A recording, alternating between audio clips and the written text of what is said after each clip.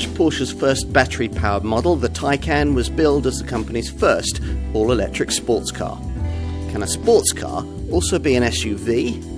Porsche's insisting that it can, and to prove the point has bought us this Taycan spin-off model, the Taycan Cross Turismo. All Cross Turismo derivatives are almost indecently fast for anything purporting to be an SUV. Even the base 4 Cross Turismo variant has 476 PS and gets to 62 miles an hour in just 5.1 seconds, en route to 137 miles an hour. This 571 PS 4S version improves those stats to 4.1 seconds and 149 miles an hour. Both the Turbo and the Turbo S variants develop a standard 625 PS and have a launch control feature that for short periods can boost that to 680 PS on the Turbo and as much as 762 PS on the Turbo S. The latter, as a consequence, able to demolish the 0 to 62 miles an hour sprint in just 2.9 seconds. More important perhaps than the sheer speed are two other attributes. First, this Cross Turismo's low-slung stance means that it doesn't really roll any more than a conventional Taycan sports saloon, or if it does, I couldn't discern it. Which is nice if you want an SUV without any dynamic downsides. Secondly, the brakes are brilliant, progressive, and as usual on an EV, mainly driven by the regenerative system. The latter, by the way, can't be controlled with steering wheel paddles. There are instead simple on, off, or auto options on the central screen. Even with on activated, there isn't ever really a one pedal style of abrupt slowing off throttle.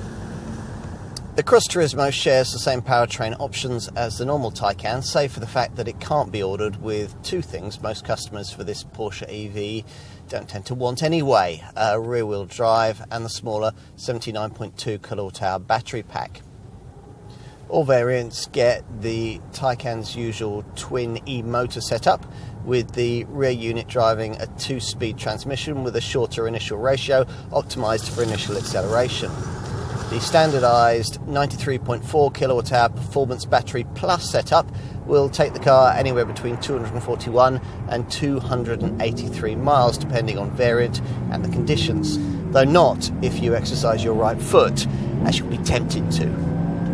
None of the dynamic stuff in play here is anything we haven't seen before. Torque vectoring, adaptive damping with 3-chamber air suspension, and optionally rear-wheel steering and PDCC electromechanical roll stabilisation. But with Porsche's 4D chassis control setup coordinating it all like the conductor of an orchestra, the result through the turns is quite simply astonishing when you consider the amount of weight in play here. And steering, brakes and ride quality are all brilliant, almost 911-like. No other large SUV, EV or otherwise drives like this. The soul of a sports car? That about covers it. The key difference with this EV over most of its rivals lies in its 800-volt power supply, which is double that normally seen with electric cars, and is based on tech trialled by Porsche in its Le Mans winning 919 hybrid race car. The idea here is that by pushing up voltage, you can drop the current without affecting power output. Lower current means faster charging times. Using a 9.6 kWh wall box, replenishment will take about 10.5 hours. A more common 7.4 kilowatt garage wall box would take slightly longer, around 13.5 hours. If you want to do better and your home has access to 3-phase electricity, the brand will offer you a wall box upgrade to the Anderson A2 system, which can reach speeds of up to 22 kilowatts, though only if you paid extra for the optional onboard AC charger with 22 kilowatt package. Using that, you'll be able to fully top up the battery in just over 4 hours. As usual with EVs, there's a downloadable application allowing you to set charging times and precondition the cabin remotely. It's the Porsche Connect app.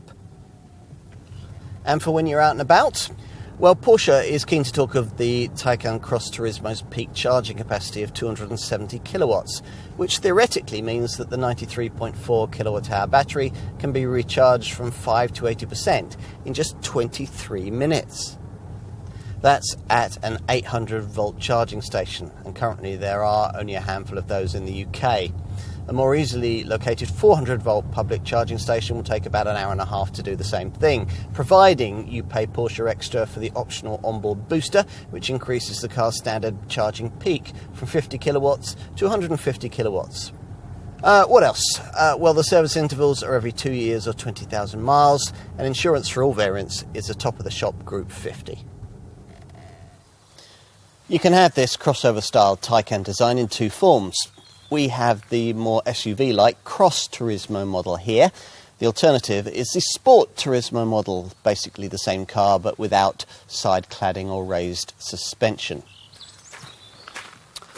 Our focus here, as I said, is on the Cross Turismo variant, which sits 20mm higher off the ground than the standard Taycan Sport Saloon, or 30mm higher with the off-road design package fitted as here. Now, both the Sport and Cross Turismo models have a nose section differentiated from that of the ordinary four-door Taycan by this specific front apron. Inside, as you'd expect, things are much as they are with the Taycan Sport Saloon, though you sit a little higher, and a compass mounted on the top of the dashboard is optionally available as part of the Sport Chrono Pack to give more of an SUV vibe. As with every model in the Taycan range, classic Porsche design staples here mix with modern technology. The instrument cluster is wider than the steering wheel in a manner reminiscent of the original 911. Take a closer look, though, and you'll find that what lies behind the chunky three-spoke wheel is anything but retro. A 16.8-inch curved digital screen, one of up to 4 here at the front of the cabin. There's a lower 8.4-inch touchpad on the centre console, just below a 10.9-inch PCM Porsche Communication Management Central Infotainment Monitor, which can be optional extended with a further supplementary display for the front passenger. There's a lot to take in. All of this feels entirely appropriate to a cutting-edge 21st century premium EV, but you can't help sometimes feeling that old-fashioned knobs and buttons, particularly on this lower centre display, would be easier and more intuitive to use on the move. There are other curiosities too, this rather hidden knurled dash-mounted gear shifter.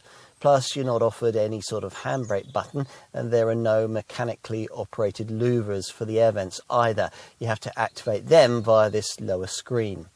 Still, you adjust to all of this quite quickly, and the instrument screen in particular has been well thought through, based, as you can see, around these 3 configurable round virtual dials.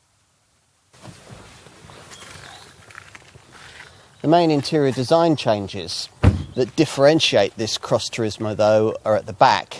And let's start by taking a look at the rear seat.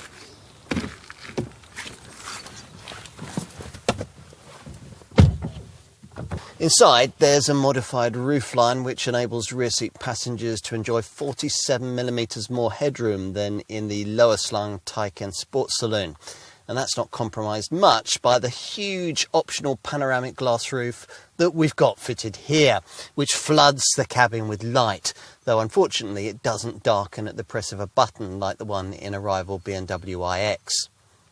Clever so-called foot garages scooped out of the EV floor plan mean that there's plenty of space for your feet. You don't get this middle part of the rear bench as standard. That's only supplied as part of an extra cost 4+1 package, which you may not want because you'd struggle to take 3 folk back here, thanks to the kind of overtly high central transmission tunnel you'd think an electric vehicle wouldn't need. Right, let's finish by inspecting the luggage areas. As you'd expect from this Cross Turismo model's more SUV-like body style, the boot is bigger than that of the Taycan Sport Saloon, increased from the 407-litre total you get with that EV sedan to 446 litres here.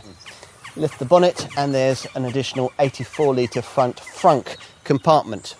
If you're choosing a Taycan because it's a more practical version of what an electric 911 might be like, then you'll probably like the Taycan Cross Turismo even more. It manages to feel both involving and commanding to drive and, like the standard Taycan, is stupendously quick in its fast performance. Also like the standard Taycan though, its EV range figures are some way from the class best. But since the typical owner will have several other combustion sports luxury models in his or her oak-timbered garage, that shouldn't matter much. Of greater importance is whether the dawn of time looks represent the statement that you want to make at the golf club. If you're happy with that, make sure you tick the off-road design package option, a must-have, if said club is at the end of the kind of rutted track that might ruin a conventional Taycan. Actually, driving one of these might ruin a conventional Taycan for you. In many ways, it's the next stage on.